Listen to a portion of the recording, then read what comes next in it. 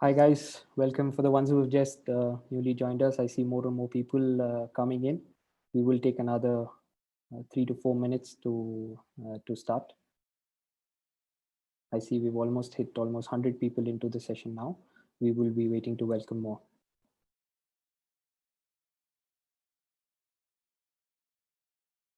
For the ones who are new to Zoom, please use the speaker view so that you can see the panelist who is speaking.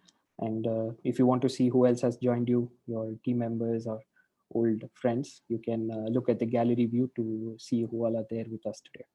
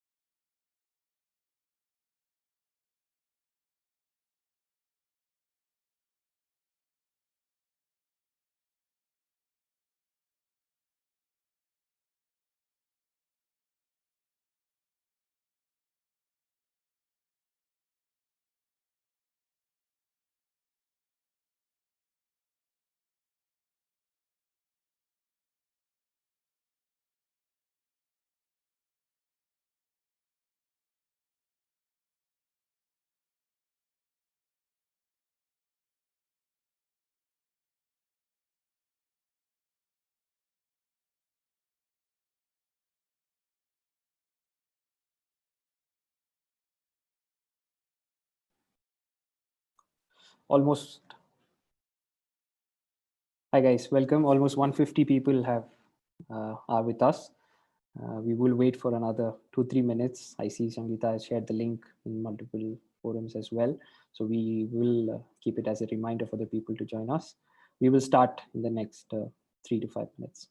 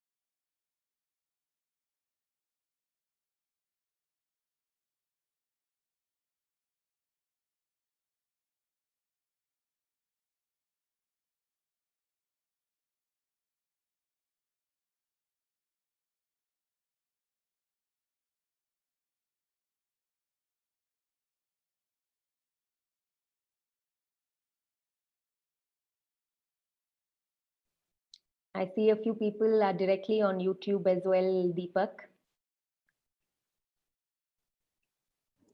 Welcome. Welcome to the people who are live on YouTube. I cannot see on my screen who have joined, but I'm sure you're going to have an exciting next 1 hour to hear from all our panelists what are the changes in our values and really understand what is the evolution at these testing times.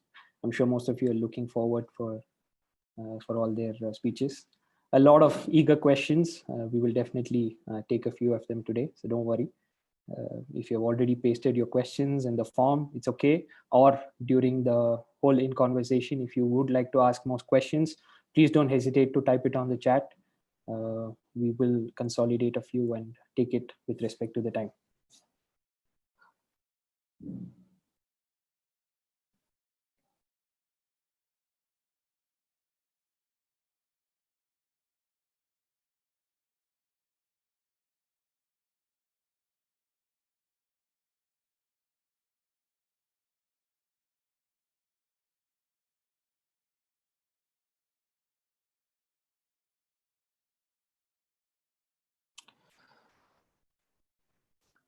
All right, if the panelists are ready, we can start. Yeah. Okay, great. So Hello, everyone. Good afternoon, and a warm welcome to all of you who have joined us from different parts of the country. We also have people from outside India, so welcome to all of you, and also all the YouTube viewers. So today we will be in conversation with Steve, David, or most commonly known as Nabil, Dhiren, and also with Sangeeta, to understand the introduction of our new values and how they have evolved, and also to discover the human best practices that we had. For me, when I think of this, I remember how I joined Decathlon 5 years ago. When I was not a part of Decathlon, I entered a store to buy an ankle support for one of my basketball matches, and the energy inside the store when every single store team member was smiling, greeting me, and giving me probably the right advice on what to be purchased on that particular time, made me go there again and again. And not until I joined Decathlon did I discover how these people were so happy, how were they so united, and always had that common energy with them, right? So it took me about 2 weeks that it was very, very clear that the reason behind this is strong values, culture, and the roots of Decathlon. So let's hear from Steve. What are values according to you, and why are they so important for us? Hi, Deepak. Nice to see you again, and also nice to see so many people joining. I can see also a store there. I think it's Waggly with Aditya. So it's nice to see everybody. Yeah, I think the values is sometimes like a lot of terminology. When you've just joined, it can be a little bit confusing, and we try and do a big emphasis in the D3, which I'm sure everybody has taken part. To first of all define our culture. What is our our DNA? What makes us, kind of tick and act like a DNA would on your body. And I think a strand of that DNA is really the values. It's sort of like a guide where we want to put more emphasis, which inspire us to behave in a certain way.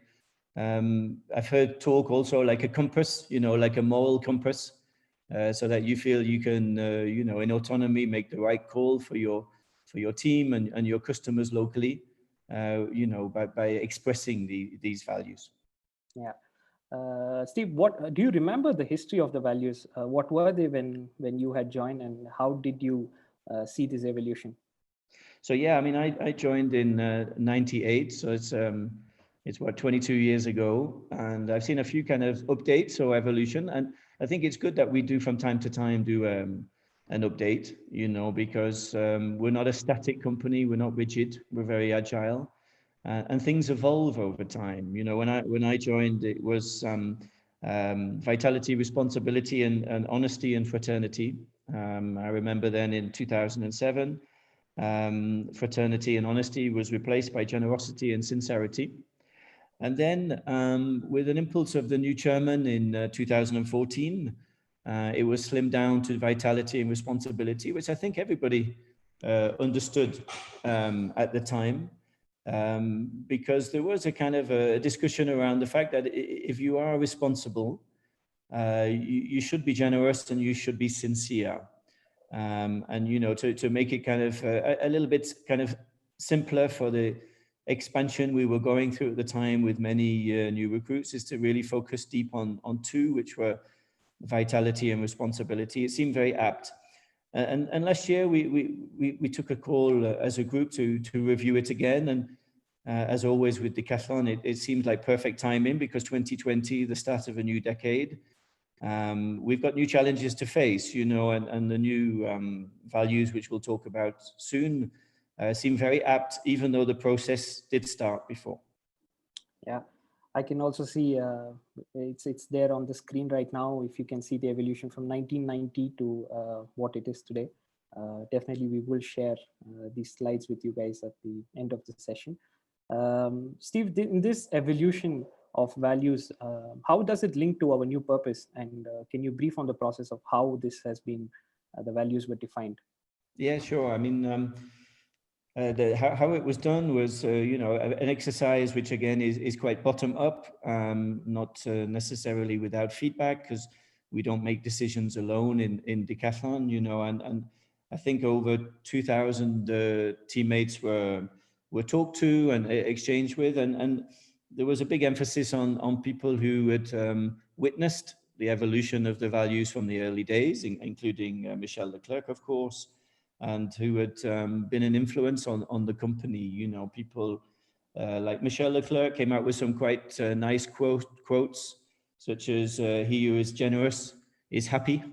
We had Michel Albelier, Fabrice Pesciu to say, you know, no matter what we say on the words themselves, we have to make them come alive, and we have to make them breathe every day. And obviously the former leader of the company before, Michel Albelier, talked a lot about responsibility, what he'd lived over the years, that we can always count on you. Obviously, at the moment, we're really in this process of redefining the purpose, and you know, the purpose is really, you know, kind of the impact we make on people's lives, you know, internally and externally. It can be emotional, it can be functional, societal, and we'd like them to be all, you know, and it's sort of, the purpose is like a reason to exist, a raison d'être, as they say in French, you know, to get up in the morning and so that we feel we're fighting to make a difference and to make an impact. And I see the, you know, the values really helping us as that compass to go in the right direction, because every day you've got decisions and challenges, and we want you to make that local decision, you know, and the values are sort of that compass to help you in line with a very strong purpose, which is, you know, very motivating. Yeah, that's very clear, Steve. Thank you. Let's move on to explore the first value with you, Dhiren. If I remember right, I think you were the first 10 employees inside Decathlon. What gave you the energy to join Decathlon back then, and what does vitality mean to you? Yeah, hi Deepak, and good afternoon, everyone. So in fact, yeah, I mean, I wasn't the first 10. I think it was like 50, because there was a big production team even before me. But yeah, I mean, when I go back, back then, you know, I joined in October 2004. Decathlon, you know, was really a company that I had not heard of. You know, I had no clue what Decathlon was. You know, sport was you know, the one thing that was sort of common, because I discovered much later that actually they are into sport, and you know, they encourage a lot people who are, you know, practice their sport, you know, who are passionate about their sport. So this was enough for me. I jumped in, and you know, like most of you, you know, sport is something that you know, we are all, you know, almost eager to play and try, you know, at any point. For me, sport is equal to vitality, because I think you need to have this, you know, in order to compete and win in sport, you know. Vitality in you know, what I would say, vitality for me is really positive sort of energy, is not be afraid. You know, I'm sure you've heard this, jump into the deep end.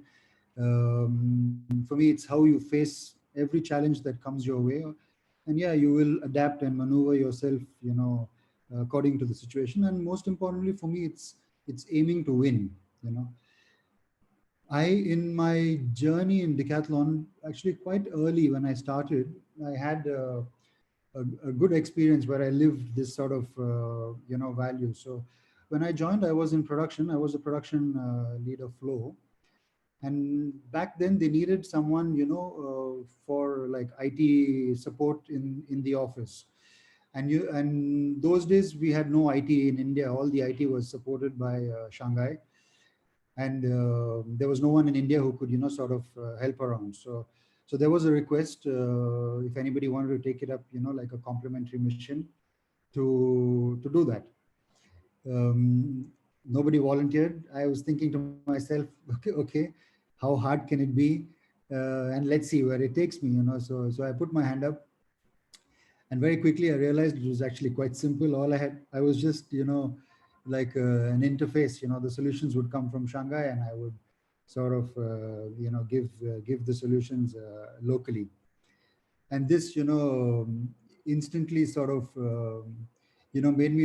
It helped me on some things. You know, I built immediately a network. I was quite new back then. It sort of integrated me in the office, and yeah, obviously I solved all their IT problems, and anyone who sort of knows me will probably know I'm actually miles away from IT.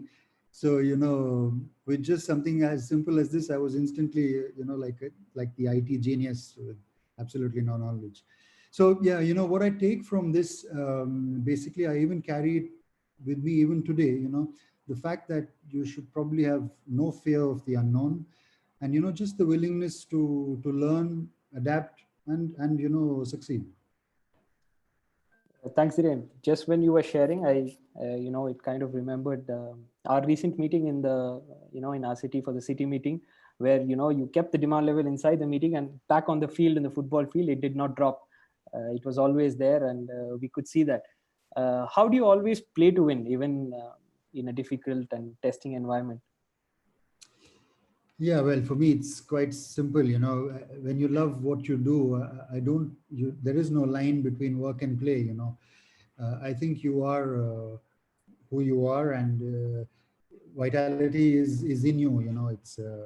It's there. And I think, and all of you, let's say, who have participated in the DRD, have lived this value, because that's what we do on the first day, of your interview. And yeah, since you guys are all now part of the family, you have definitely experienced this value. In terms of tough situations, I would go back to Sarjapur. So when I was a store leader in Sarjapur, there were of course a lot of challenges. There are two challenges that I'll probably highlight right now. One of them is, that it was Sarjapur was the first store in India, and obviously we had immense pressure, to do top line, to break even, because that would sort of set the tone on the retail trajectory that we will have in the coming years in India. So there was a lot of pressure. The second challenge I would say is, back then, 10 years ago, Sarjapur for me was not even Bangalore. I've lived in Bangalore most of my life, and it was really it was far. So obviously for our customers who don't know the brand, who have to travel long distances, it becomes a challenge. So there were of course days where we had almost single digit walk-ins. I still remember, we would celebrate days where we would do a lakh. It would be big for us. It might sound ridiculous right now, but yeah, those were the challenges. So so what I want to share is that all we knew that that point is we have to overcome this, and the only way out for us was to win. So every day for us was completely a new challenge. We had to think out of the box. We did all the things like playing sport with our customers in their societies, demonstrating our products, taking products, filling our cars, going to malls, gardens, name the places. We were there just doing everything that we could think of, because we didn't know what could work, and everything had to be tried. Of course, we failed. I think we made also a lot of mistakes, but that's what got us back, on our feet the next day to fight for more. So that's mainly the experience that we had. And from all of this, if I think it's the fight and the persistence, in a completely new environment. Back then, I think, from except for the French who were there, most of the Indians were not from retail. We had no sort of, so the environment was also quite new. And I think all this sort of helped us, overcome, and finally, where Sarjapur is today. Yeah.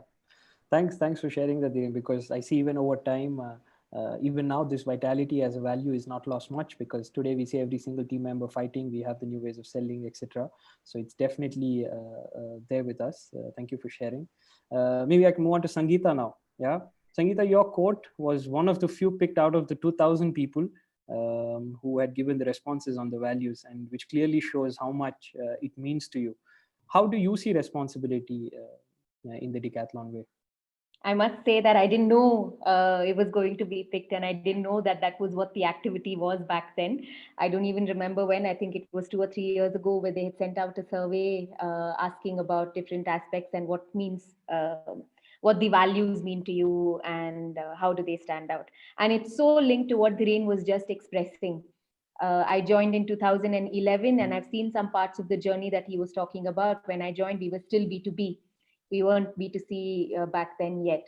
So I've seen that journey. And the funniest thing was I joined somewhere in the middle of June 2011. And from the day that I've joined, I've always been told that you are in charge. So you decide. And each time if I went back to ask anyone for anything, they'd say, oh, it's okay. You said you like taking decisions, go ahead. And within the first month of joining, I remember back then, there was a country leaders meeting, which was happening in Bangalore. And that was the first time I met Steve. He was the country leader of UK. He was one of the country leaders that visited as well. And I was recruited to organize events. We had a department called My Sport Easy, similar to all the different sporting brands that we have. And I was responsible to organize events on the playground. That was my job. So I was told, Sangeeta, all the country leaders are coming, and you have to organize a sporting event for them. I didn't even know what country leaders were back then. You know, someone had to tell me these are CEOs. And I said, okay, then why are you calling them country leaders? You know, it just puts that much pressure. And I just joined. And I just asked them, okay, what is the sense? What is the, where are we going to meet? What is going to happen? And they said, no, but the challenge is you can't do the sport on the playground because we are going for a discovery of the city somewhere. And we're going to be somewhere in the center of the city for lunch. After that, you need to do sport immediately after lunch. I said, come on, who does sport soon after lunch? But I said, okay, no problem. I understood the sense. And I used to watch The Amazing Race back then, for those of you that are familiar with it. And I said, I understand the sense. And I drew out a plan and I said, this is what I wanted to do. And I showed it to, back then, my manager, and Michelle was there. And he said, okay, go ahead. So basically, we created a map of the center of the central business district of Bangalore, which is Brigade Road, St. Mark's Road, Commercial Street, and all of these areas. And it involved, you know, these guys doing different activities. So the 20 country leaders were divided into different groups, and they had to go on foot and discover different things in the city of Bangalore, which also included getting some experiences of what the sport market is like in Bangalore. And, you know, they had to go to different places. All nice. I see so many people smiling. That's exactly what we were saying. Oh my God, so much fun. It's all going to be great. But of course, as things would happen, one team got lost. Can you imagine the impact? All the teams were back in the 1.5, 2 hour slot that we had given, except for one team. And can you imagine 4 foreigners, first time to the country, with just a map of the city, never been here before, and they're lost. I was 1 month in the company, so you can imagine. Funnily enough, I mean, all was safe. They were back. They had just overshot the final destination where they had to reach by a couple of meters, and we just had to go and bring them back. However, I was really worried. I said, okay, there goes my job. But I was not reprimanded for it. Instead, I was asked, okay, what's your learning and what do you want to do next? And that kind of sealed the deal for me, that I assume the responsibility, but I also assume accountability. You know, what happens next? And for sure, these are some things that have not happened after, because I've taken extra precaution, and I also take feedback. You know, what do you think? What would your advice be? What can go wrong? Before I act, which means that you also understand what happens in terms of all the stakeholders, the impact of your decisions. And I remember in 2015, when I was a department manager in the Punamali store, it was in late evening shift, and we were just about to close the store when a customer walks in saying he wants to exchange a pair of golf shoes because of a size problem. For those of you that were around back in 2015, you know that we had a big problem in terms of rupture for innesses, especially the shoes, because the factory that was manufacturing this in Bangladesh had a fire and it burnt down. So all the products were gone with it. And for a very long time, we didn't have these products. So the brand told me, Sangeeta, of course, we can't offer an exchange because it's not available anywhere in the country. But what we can do is Kipstar had these shoes called Calcettos, which had similar kind of usages. So they said, you can offer these shoes. And I said, are you kidding me? This guy is someone who practices golf regularly, and you're asking me to give him the Calcettos, which is used basically on a hard surface to play football, or I used it for rugby, but come on, not to play golf. And we were both not happy with the decision. So I said, okay, and I returned his money. I said, okay, I offer you a refund. But I was not happy doing just that because he had come all the way. And I said, we had just opened. That was the only store in Chennai that we had back then. So I also offered him for the same value other products. And ironically, what happened? So of course, everybody at that time was like, how can you do this? But the same weekend, that guy came back to buy an entire golf kit. His friends came back eventually, the guys whom he played golf with, to buy more stuff for golfing equipment from our store. So it really goes a long way. And for me, this is what exactly it means. You assume the responsibility and you assume the consequences of your decision, looking also at the impact.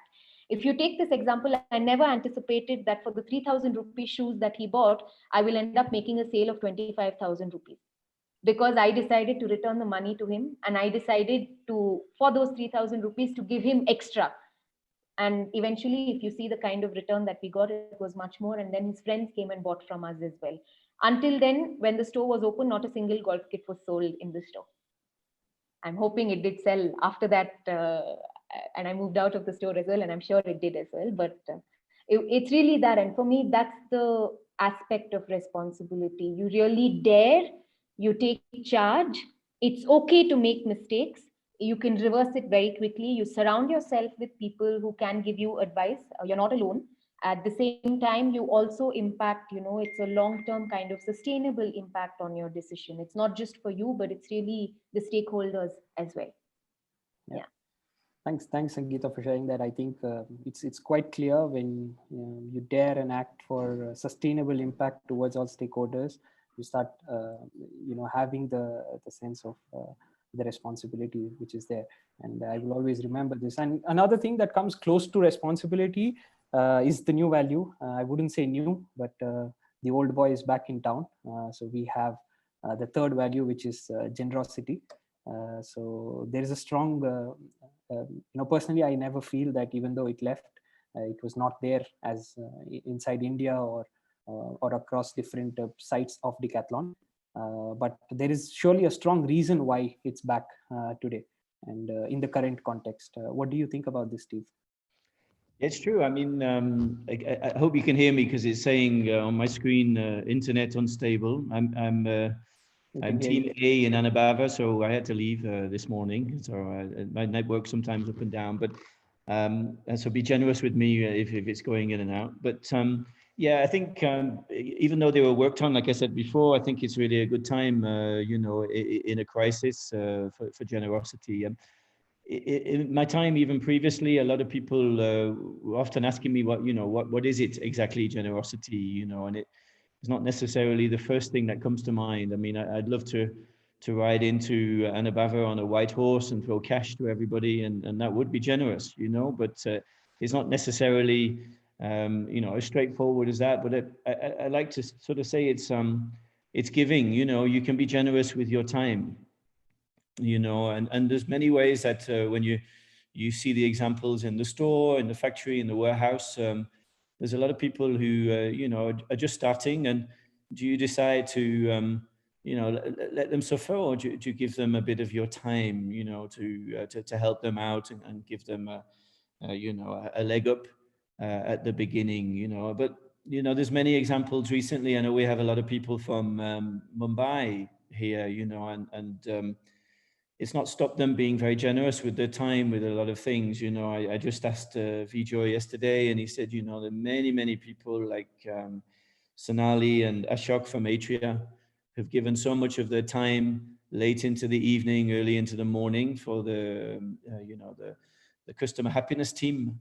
And it's been very, kind of mind-blowing for him, that they've not given up. And for the chats, we've seen Pranav, we've seen Niha, we've seen Bala and Chelsea, who's there also now working with the exchange, going above and beyond. We're not necessarily always in every company would be like that, I've been trying to do my bit with my residents with TMA recently. But I have to say hats off to Praveen Shetty and Anabava, because I've been more the guy crossing the ball over.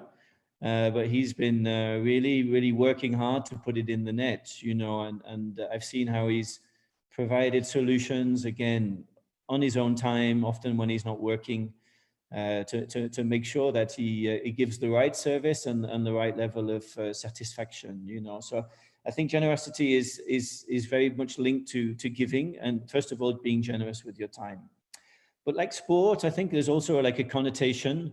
Like Diron said, you know, a lot of these values come down to sport. I don't think he would have got through his interview if he'd not shown vitality and some kind of spark of energy and what have you, you know, and you don't go into a football field with no energy, you know, and I think there's an element of team player, you know, giving something for your team and being generous, you know, so that you feel like you fight for your team, you know, and you get that reciprocally in return, you know, and helping your teammates to win, you know, and I think that kind of crossover with sport, because often the team players and the ones who play as a team are the ones that actually win.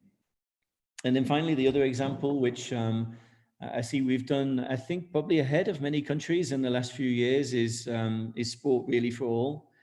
You know, where you know, we've gone out to our local communities and said, hey, let's play sport. You can learn a lot through sport. There's a lot of soft skills that will help maybe your employability in the future, your level of communication, not giving up. And there's a lot you can gain through sport, you know, and we've managed to, you know, fit it into our business model. So it's required an investment, it's generous, it's sharing our know-how on sport, sometimes our facilities, our playground, and trying to be, you know, generous in our local ecosystem for a local footprint.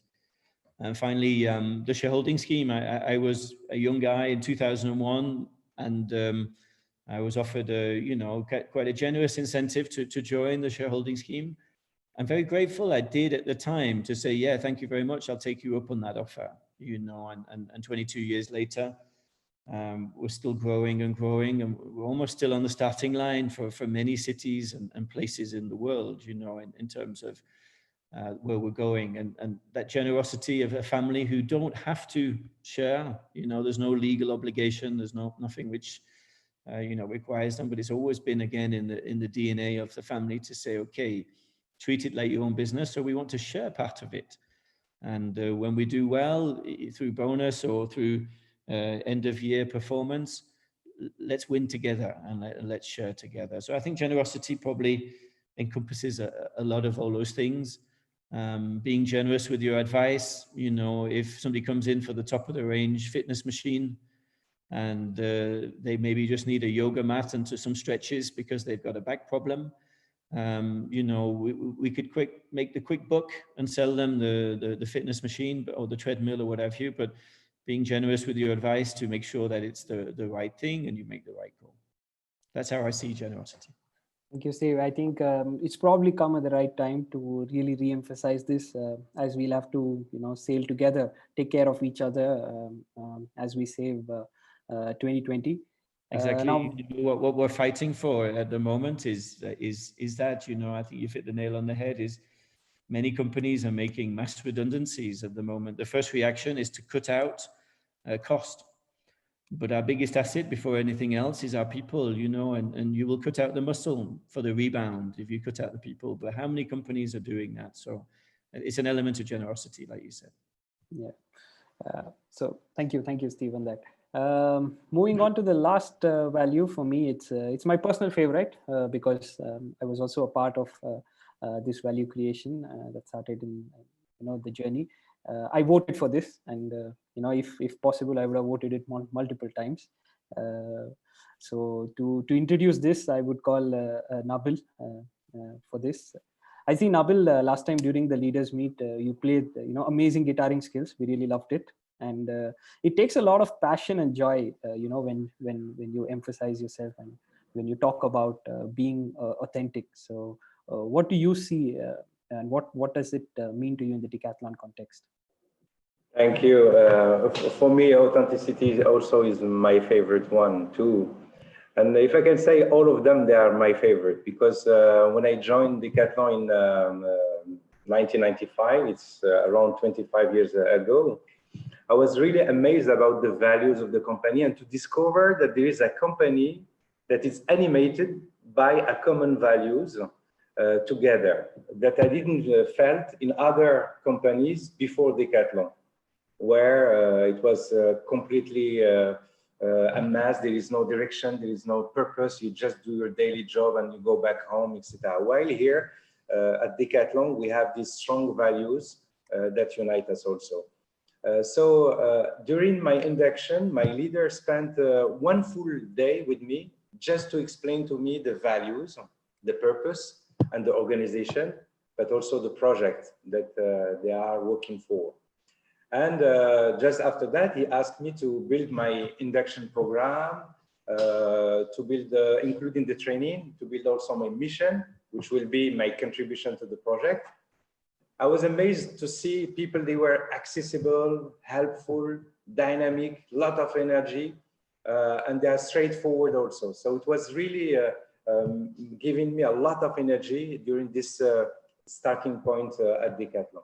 And that's why I became an ambassador of the values of the company.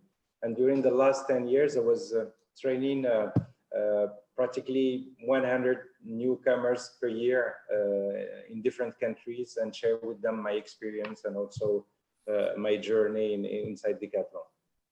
For me, the values, they are the cement that unites us and make our collective intelligence powerful. That's why we are agile, we are strong, we are resilient, all these things, because it's linked to these values.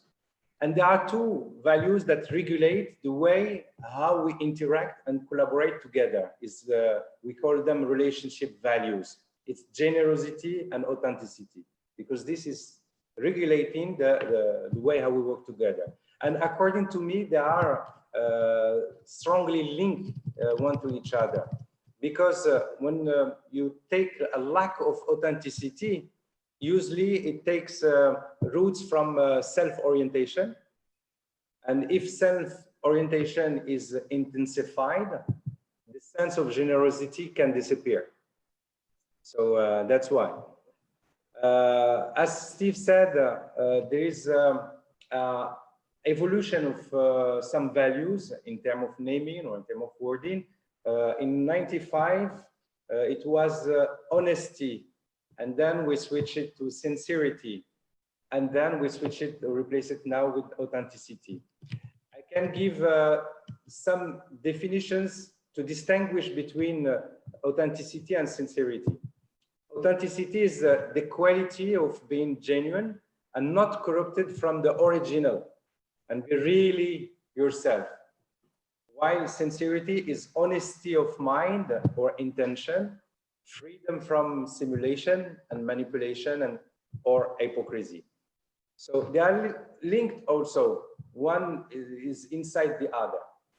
So that's why at Decathlon, when we put back the authenticity, because we would like that people, they dare to be themselves, get rid of masks, no wearing masks, just be myself, because we like also diversity and diverse personalities. And we do what we say and we say what we did.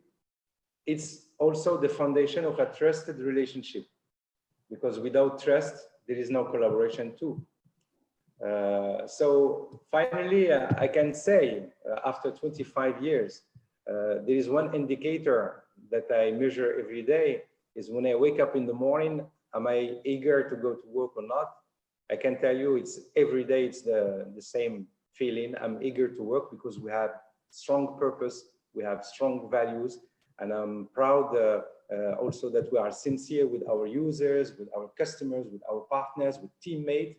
Everything we do it with the authenticity and sincerity. And now we are accelerating on something much more bigger, which is the positive impact on the planet and the people. Thank you. Thanks, Nabil. It gives me a lot of energy when I hear you. I really wish 25 years down the lane, I would also be in this way to, talk about the values of Decathlon. I would love to be there. And this favorite quote for me is, it says, "I'm unique and we are Decathlon," and it always stands out for me. It's my wallpaper as well. So now coming on to link these 4 values to the new human fundamentals, maybe if we can have that on the screen. And Dhiren, at the interest of time, if you could explain probably one human fundamental that stands out for you, which relates to the new 4 values that we have. Yeah, sure. So, in my view, for me, the human fundamentals are basically, the actions that we sort of put in place, in our day-to-day life, and it's linked to the, the values that we all share. One such fundamental that if I have to highlight, something that's quite personal to me and important to me is recruit sports passionate people. Out of all the ones that are that you can see on your screen, there we have a fantastic vision. I'm super proud that we are a part of. I genuinely believe a sport revolution. In this country, and obviously to reach that vision and to achieve that, we need to have a strong foundation. So hence, it becomes that much more important for us to recruit people who are better than ourselves, and also helping in building them for the future. Already, I guess most of you would have already experienced, we are a very people centered organization. We put our teams at first. In addition to this, for me in Mumbai, not just recruiting also people better than us, what I'm also following and focusing quite deeply is on diversity and inclusion. We know that people who come with different backgrounds and different views are only going to, help build a strong foundation of human capital, and I think it's for each one of us, it's our responsibility to recruit the right people, obviously sharing the four values that we spoke about today. And this, I think, will create for us a solid future for us ahead. Yeah, thanks, Dhiren. I can relate to all the new people who are in the crowd. When you hear recruit stronger than me, then what do I do today, right? I was in the same place, but then my leader explained to me, and today it's very clear for me that enables me to add value elsewhere, and give the current responsibility to people who are stronger than me, who can always do something better. So that kind of ends us with the interaction of the four values and how it links to the human fundamentals. Now, speaking of clarity, let's take some questions from the people. Also, a lot of them during the registration had filled their queries. We will also take a couple of them from the chat. So I'll go with you, Dhiren, for the first question. Is from Kamlesh from Coimbatore. Hi, Kamlesh, if you're with us. So the question is, how values impact in business environment? Yeah. Hi, Kamlesh. I hope you're safe in Coimbatore. Yeah. So for me, these values, like we spoke, I think these are values that are in us. Obviously, with the company, it's quite clear that what are the values that are quite important in order for us to reach, our purpose. Where it has a huge impact is, I think that's the alignment where we have, between the values to live our day-to-day life. I'll give you some examples. Let's say in your store, responsibility is one of the values. If you are not responsible enough, let's say you spend a lot of money, you do a lot of things on communication, you don't see any returns, and you don't correct from it. It could have an impact on your P&L in your store. If you don't use the right, we talk a lot about efficiency right now. Let's say if we don't use the right hours, it has an impact on your P&L. Interactions with your customers, if you're not generous enough to give them time to help them find the right product, it has an impact on your business. So eventually all of it directly has an impact, on what you do in your day-to-day life in the store. And hence we feel it's these values that bind us to the company, eventually to have the larger purpose in mind. Thanks, Dhiren. The next question is from Mohan Raj from Mumbai. Maybe Nabil, if you could take this. What is the best way to identify the values in ourselves and from my fellow teammates? What do you think these best values that one could consider while taking decisions? Let me start by making some distinction between values, belief, and attitude. The values is set of principles which a person will consider as important. It will be like an ingredient for his personality that will shape also his future. So if you change one ingredient of the recipe, maybe the dish will be completely different. So it's important to make this self-awareness about what are the ingredients of our personality. Because this set of principles, they are extremely important and they will not probably change. The belief is an idea that is acceptable as true without any proof. Like believing on this God or that God, etc. We don't have proof to believe. Attitude is a way of interaction or action or reaction to someone, to some situations. So the values of a person, we call it individual values. You need to go deeper inside your iceberg in the hidden part in order to understand what are really your values. And this it's your job to do that.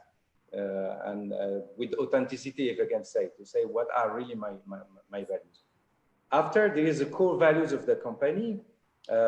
When there is adequacy between your individual values and the one from the company, you will be extremely happy also.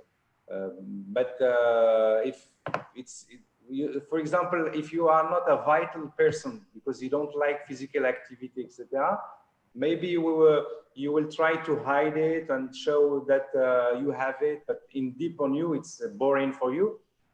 It's a kind of stressful situation that you are putting yourself on it because you cannot bear it in a long run. So it's really important to make this self-awareness about our own value, see the adequacy with the values of Decathlon, because sometimes you cannot change people also. And then you will understand where you can play. Thanks, Nabil. So the next question is from Rana from Pune. Sangeeta, if you could take this. How do you deal with a situation that wants you to compromise either on your own or the own values or the company's values? Does the company always win every time? Yeah. I can take that, Deepak. I think Nabil has already answered a part of it. It's first you need to know what your values are before you can say, do I compromise or do I not compromise? So it's really, first is you need to know. And I can give you an example. I was in the store, and before the store opened, we were a very small team of 15 people when we launched the Punamalli store in Chennai. And I was a department manager for Domino's FLX Inices. Right? That's the way it was done back then. And we had said that everybody on this side of the store will do the product training for all of the products, and everyone on that side of the store for all of the products that side, because we'll help each other out. Small team. And I refused to do the product training for the department that was right next to mine because it was Keperlan. I said, I will do everything else, but for Keperlan, I don't want to do the product training because as an individual, Nabil said principles. So for me, my principle or my belief is in not hurting animals. I'm a vegetarian by choice. I gave up eating a long time ago when I started learning a little bit more about it. I don't use leather or leather products. If I do use any kind of a makeup, I use vegan or cruelty-free kind of makeup. So this is my personal belief. So for me, it was very difficult, to do the product training of Keperlan, even if it meant that you catch the fish and you release it and you're not really going to harm it in any way. But I was like, no. And there was a big discomfort because the store leader and the rest of the team were like, come on, Sangeeta, you've been in the company for 4 years. You're doing a disservice. You're not satisfying the customers and the users. How can you say this? And I said, what would you rather have me do? Stand in the layout, talk to these people and, have a discourse, an argument about them, about what is right, what is wrong. Or rather, I will tell them, I'm sorry, I'm not the right person to help you. Let me find the right person. I have no problems or qualms with other people utilizing or using these kinds of things. Just to tell you personally, my family, my husband is a staunch meat eater. He needs to eat meat almost every day. He cooks for himself and he eats. I have a dog. I can't expect my dog to eat curd rice. I have to give him meat because that's the protein intake that he needs, his species needs. If it's just my dog and me, sometimes I need to cook meat. I do it for him. I sometimes wear gloves and, shred the chicken. I do funny things like that. But if it's needed for him, I do it. But personally, if I need to do it by myself, then I won't. But what I want to say here, it's the alignment. It's not to say one is right, the other is wrong. Here, that's not what I'm saying. I'm not saying that it's wrong to sell these products. All I'm saying, personally, I will not do it. So I can't sell this tomorrow. If we decide that in Decathlon, we will only sell Keperlan, or if we have an exclusive Keperlan store, I will not be working in that store. Very clear, So Sangeeta. yeah, it's the alignment. I think that's what is most important. Yeah, so it's kind of a circle where you have your values and you have the company values, and it's the alignment between the two, right? If you could take one more question. So this is from Priyanka from Odisha. How new values defines a sport leader, and what are the roots that are related to these values for a sport leader?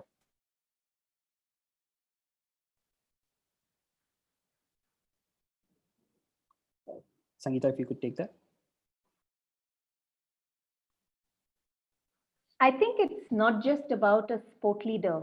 I think it's for every single person. It doesn't matter, what role you play in the company today, but these values are, I think we've covered it in the conversation throughout the day. These are guiding principles of sorts. These just show us the direction. So the way for us to maybe really go forward is to ask yourself each time, is this the right decision? Is this the right action? Can I do it differently? And if I have to think of it from the perspective of stakeholders, be it in any space, Steve was talking, when he spoke of generosity, Steve was talking about the different kinds of ways in which you can be generous. Generosity does not mean just giving money. You can be generous also in terms of giving your time. Today, there are so many sport leaders who are doing this already, and we perhaps have a lot of them here joining us today. Similarly, we have, for instance, Dhiren, Nabil, and Steve, who have joined us, and you, Deepak, for that matter. You have a job, you are endlessly and tirelessly been working in the logistics team, but you are still here. You are generous with your time as well, because it's something that you are really passionate about. So more than defining, I think it's about all of these values are really a guiding principle for us when and where we take and make our decisions. And that's what will become important in everything that you do. Does not matter if you are a sport leader, a store leader, a city sport leader, that doesn't matter. But it's really, how do you put this into practice? Can you ask yourself these questions? And don't hesitate to also sometimes, not always can I be vital, for instance. Not always will I have super energy, and that's okay. As long as I'm aware of it, and then I can come back to it, or I can find a way to say what was missing, and now I'm able to put things back into perspective. So I hope, Priyanka, that answers your question. But the idea is really, can you see how you can imbibe it in yourself? Nabil spoke some time ago about you need to dig deep in yourself to find out what your values are. So it's again finding that, not only for the company values, but also your values, and then taking decisions and actions. Thanks, Sangeeta. Steve, if you could take a couple of questions. The first one from Ankit from Bangalore. He would like to know, how can you relate our new values with our new ways of selling, and how can we contribute? Steve, sorry, you're on mute. It's a really excellent question, and I've been thinking about the good answer to that, and I think literally, what Fabrice Béchu said about making our values come alive, and he's the leader of the sports sign, and I understood why he was saying that, because I think when we look at the products we make, they also express our values. They express a lot of things about, if it's very low margin and low price, it's showing a bit of generosity to make sport accessible, and authentic, in terms of what you see is what you get for the right usage instead of for fashion. And then I think when we look at the Indian experience in the last 10 years, most people, I mean, I've been here for nearly 7 now, and what most people say to me who don't work for Decathlon is it's so amazing when I go to the store, you know, the energy that you get from that experience. And we've expressed a lot through our sport leaders and our team, that vitality, you know. And now we've reached a constraint where, hey, you know, the store is closed in many places, and we have a constraint. But it doesn't stop us expressing our values to our customers in new ways, you know. And I think, again, I just saw on the people that have joined today, one girl, Apurva, who, you know, has been doing tirelessly many, you know, things digitally, events, getting communities together. And she's breathing and showing our values of vitality in another way, because we don't have the physical store. You know, maybe it was a physical Zumba class before, and now it's a digital one, you know. So I think we have to, you know, always, like many good companies do, I think a good example is Zappos, you know, the values are their brand, and they say it all the time. And I think Decathlon is really, it's about our people and breathing them. But, you know, how do we express them, even if we have a constraint, like a store being closed, in other ways? You know, how can we be responsible because maybe we've made a mistake, because we're not used to so much digital. I mean, Deepak, you know this, you know, the overload of digital orders at the moment is overwhelming, you know, and sometimes we've made a mistake. But responsibility wise, we've always gone back and assumed those consequences with the customer. And I've seen some customers who have been unsatisfied become really satisfied, because responsibly we found the right solution, you know. So I think this new normal is just creating a condition for us to express the same values, and some new ones like generosity and authenticity, to really express what is Decathlon. Thanks, Steve. I think, Ankita, it should be clear for most of us did have that question, and it should be clear now. We also have another question from Shubha Chakrabarti from Daisa. What role do values play while shaping the career of a decathlete inside Decathlon? It's a good question, and I've had this question a lot in my 22 years, you know, because, you know, teammates join and they're ambitious, and they want to shape their career and their project, and they want to build something for themselves and their team, you know. And for me, I've always said, for myself, first of all, I figured it out for myself, and then I tried to share it with as many people as possible, is to say, you know, I think there's 3 boxes in Decathlon. And you can't always be in these boxes, but you try, you know, as hard as you can to get into these 3 boxes if you really want to take on more responsibility. And the first box, and the most important box, is what I call the values box. If you're not inside of the values box, it's, I think, very rare that you will be asked to take more responsibility, or, you know, if you're not responsible or generous with your time. And I think people get noticed over time. It's not every day that somebody says, wow, that person's generous. But I think if you're the one who's in the warehouse, and you could go home, or you could clear up the boxes in a responsible way, and generous with your time, I think you will get noticed over time, you know. So that first box is that, you know, you, like Sangeeta said, you have days where maybe something has happened in your personal life, you know, and you need somebody to give you a bit of energy. It's not like every day we're coming in going, hey, high five, you're the best, and woo. It would be great if it was the case, but it would be fake as well. It wouldn't be authentic, would it? You know, and there's times where you need somebody to give you a bit of energy, and vice versa, you know. So, but, you know, trying as much as you can to be in that box of the values is the first one. Second one, I think, is you have to show capacity to take on more responsibility. It's not just the values, you know. You have to show that you're capable to deal with the stresses. And in the end of your meeting, you have feedback from your coach to say, okay, are you good at adapting to change? Can you communicate one-to-one? You know, and there's 12 behaviors which, you know, you debrief at the end of the year. And it's really to help you get feedback to say, am I capable to take on more responsibilities? And the last box, which is like life, and it doesn't change from school, is you have to perform. You know, we want to score goals, and we want to do well, and we start with human performance, you know, and as a consequence we get economic performance, you know. So these are the three kind of boxes, but the first one for sure, if you want to shape your career, is to get yourself in the values box. Thanks, thanks, Steve. I'm sure if you haven't made notes of it, I think these three boxes can really help us, trying to build our career inside.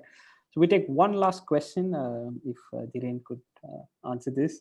Mas Mohammed from Sona Road Store wants to know, do values and business go hand in hand? Because I believe giving an experience will strongly be in link with our values, and business will be a consequence which will follow in the long term. Yeah, hi Maz. I think you have your answer in your question. Yeah, like the first question. I definitely think that in the end, the values that you live, obviously synced with the values of Decathlon, are eventually it will result in a successful business, and it's obviously a consequence of what you do. And like the examples that you've heard before, every action that we do, from a sport leader to a country sport leader to whoever is in the organization, every small action that you take, it has a economic consequence at the end, in your perimeter that you are. So like I gave some examples, if you want I can say it again, things like the range you choose, the way you display your products, the way you interact with your customers, the hours you give in the store, the price that if you take a call to decide, the service you provide, all this, that each one of us has a P&L. So obviously all these decisions are linked to the values we have, and eventually they will have some consequence economically. So yeah, absolutely, it's exactly what you have said. Thanks, Dhiren. So for all the questions which are unanswered, for the people who did post us on the in conversation or back then through the forms, don't forget to catch up with your local leaders digitally or with social distancing to understand them better. Because if you keep these questions open, and if these doubts haunt you, it's important to have the clarity on the values and the purpose, so that it's very clear on what you contribute towards every single day. Now, in order to spread the value message ahead for the ones who could not join us here, and to the ones who need more clarity, we will be launching a set of value kits, what we call. One is a physical kit, wherein we start from our identity cards till the posters or the panels that you have in every single site. And the second one is the digital kit, where we, from the Decathlon Exchange, the trainings would evolve with the IVI, the VI1, the D3, and the values and purpose. And you will get more details of this in the coming edition of the Namaste. So thanks to Arjun. In a very, very short period of time, he was able to help us put this together. And even in your free time, you can always contact any of the leaders, Sangeeta, Mandeep, myself, or the Decathlon Exchange team, to understand how we want to spread the message of the values further. Yeah, so if we do not have any other messages ahead, thank you, Dhiren. Thank you, Steve, Nabil, and Sangeeta. It was a great exchange with all of you to understand the new values better. A lot of things are clear for me, and I hope the same for the participants who've joined us across. And thank you all for the others who have joined us on YouTube, who have taken their time, being generous to take their time here to understand what the new values are for the company. I wish you all to stay safe, stay healthy, and let's continue to contribute stronger with the values and the purpose, and save 2020. If the panelists wants to share anything, go ahead. Yeah, I mean, I can share a few words. I really enjoyed it, and I thank you for taking time. I know, again, you've worked a lot behind the scenes, and you've done a lot more than me, so thank you for that. And also we've got Palek, Sangeeta, Chelsea there. I think vitality, it goes a long way. If we talk about a box and then what's inside of a box, vitality is one of the really good ones, because it aligns so much. I was reading a quote from Shah Rukh Khan this morning, and he said, "I truly believe my job is to make more people smile." And I can really relate that, because when I was working in the store, it's really the foundation for everything, and we've really, really managed to get a great position in India by doing that for the last 10 years. That's for sure. And for sure, there's some new headwinds and a constraint, but if we carry on with that vitality to make people smile, for sure, we will go a long way. And Decathlon is this kind of company that's here for the long term, that has got a ship for the long term, and will always go through these headwinds, you know. And there's another quote in a book called Le Petit Prince, which is all about sense, and that's why we spend so much time explaining the sense of the values.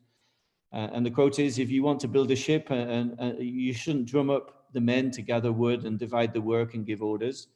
Instead, teach them to yearn for the vast and endless ocean, you know. And that is really what we're trying to do with a lot of these exercises, is that a lot of people joining with a pitch of the values to yearn for that ocean in India and make things happen for us locally. So thank you very much. Thank you, Steve. I also forgot to thank the people who joined us in from, out of India. So we have Michael and we have Tomar. So vielen Dank. And Dankeschön. Okay, guys. So if we could just stay back for one picture, I believe Chelsea will take the screenshot. So all of you, I would request you to turn your videos on and your smiles, as well as your thumbs up or whatever action you would like to do. Thanks, Deepak. So guys, I have 9 screens and you might have to hold that position long. Okay.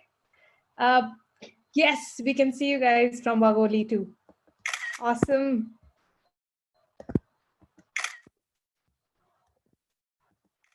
Third page. Fourth.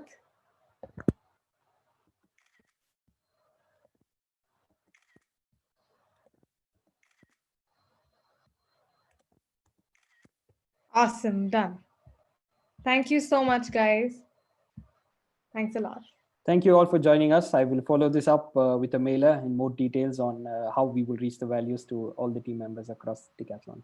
Yeah, thank you. Thanks, everybody. Thank you. Bye-bye.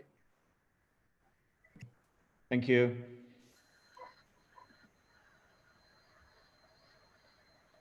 Some of you have raised your hand. I'm not sure if it was because you have a question or don't hesitate to chat and we can unmute you now if you still have something to ask. Thanks, Tamur. Happy to see you here.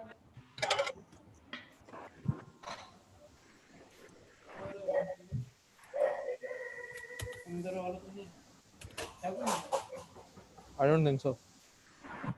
कौन है Delhi manager?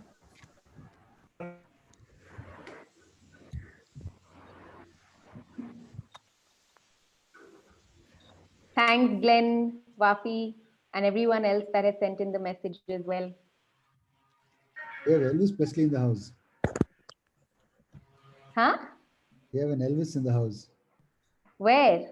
Yes, so he's got a photo of Elvis for his screen. Oh, yes. Elvis Chaco. Still alive.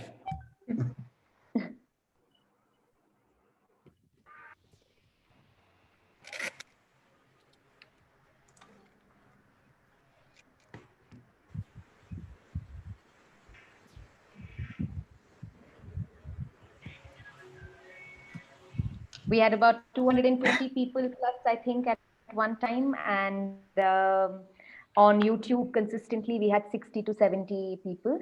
The same link of YouTube will now be made available as well. Deepak and I will be sharing this in the post communication with everybody. And we had Michael and Tamur. So Germany and Pakistan joined us also to see best practices because they want to follow the same in their countries.